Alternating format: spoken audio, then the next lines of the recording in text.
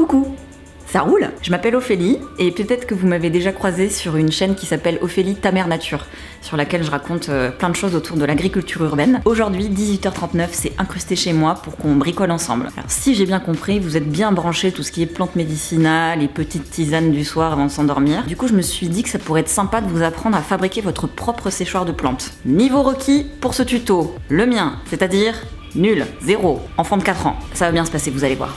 On y va? Alors pour le matos, il vous faudra 6 cadres en bois de la même dimension, une perceuse avec une mèche de 8 mm de diamètre, un mini tournevis, de la colle à bois, des chevilles en bois de 8 mm de diamètre, une agrafeuse à bois, un feutre, une paire de ciseaux, du voile de coton ou du tulle, 1 mètre suffira, ou une moustiquaire non traitée, ça peut très bien faire l'affaire aussi.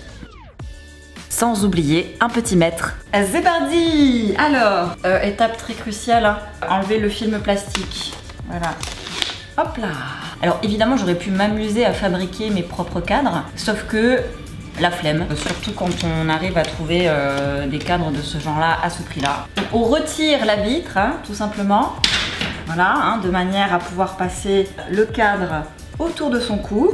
Et on va venir appuyer, là, dégager les petits bitonniaux en ferraille là, de manière à ce qu'ils ne nous embêtent plus. Ensuite on va prendre son petit tournevis, tu le vois bien là, tu le vois bien, et on va venir dévisser tout simplement les petites accroches du cadre. Premier cadre, on en prend un deuxième. Et pareil, on aplatit vers l'extérieur les petits bouts de métal. Et la vitre, ne la jetez pas tout de suite, peut-être qu'elle va pouvoir vous servir pour un autre tuto. On a notre base, les 2 cadres. Première étape, ok, on prend son tulle. C'est beau, ça fait voile de mariée un peu. Ophélie de la chaîne YouTube Ta Mère Nature, acceptez-vous de prendre pour épouse cette visseuse ici présente? Oui, je le veux.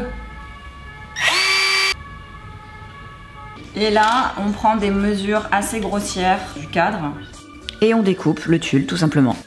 Du côté des marques là de métal, on va venir poser son tulle et avec ça, on va venir agrafer.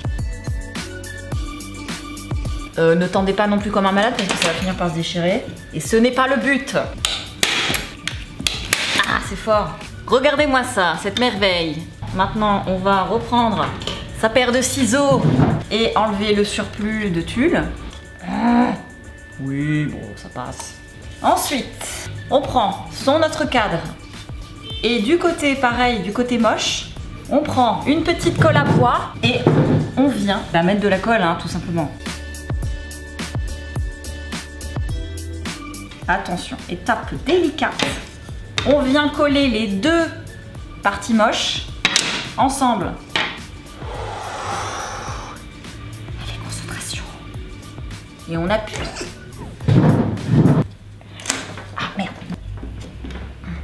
Bon bah là, il n'y a plus qu'à attendre.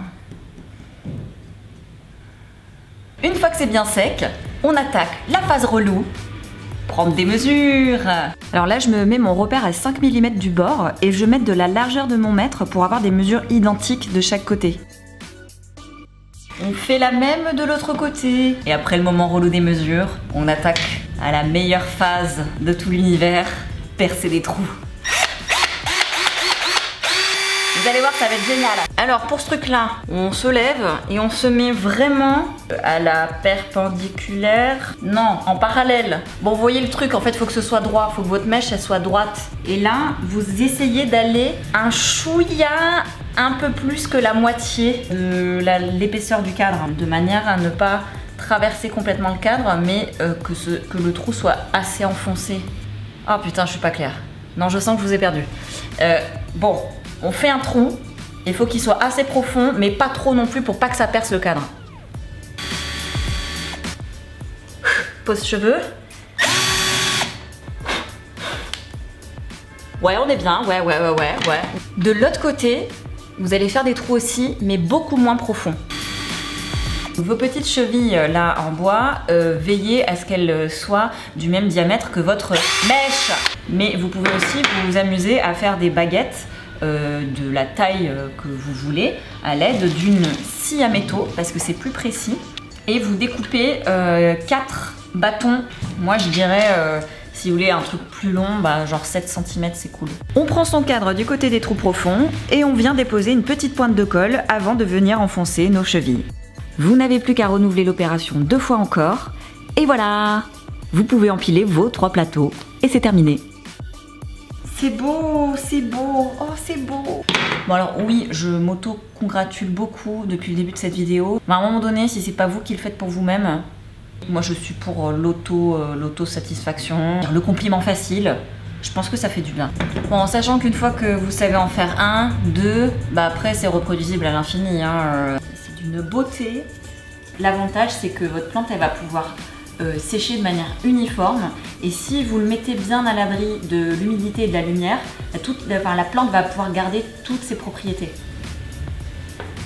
Et voilà! Nous arrivons au terme de cette vidéo. Oh non! À vous les tisanes à l'infini. J'espère que ce petit tuto vous a plu. Si oui, vous connaissez le délire, le petit pouce bleu, l'abonnement, tout ça. Et puis je pense qu'on va se revoir très vite. Tchuss!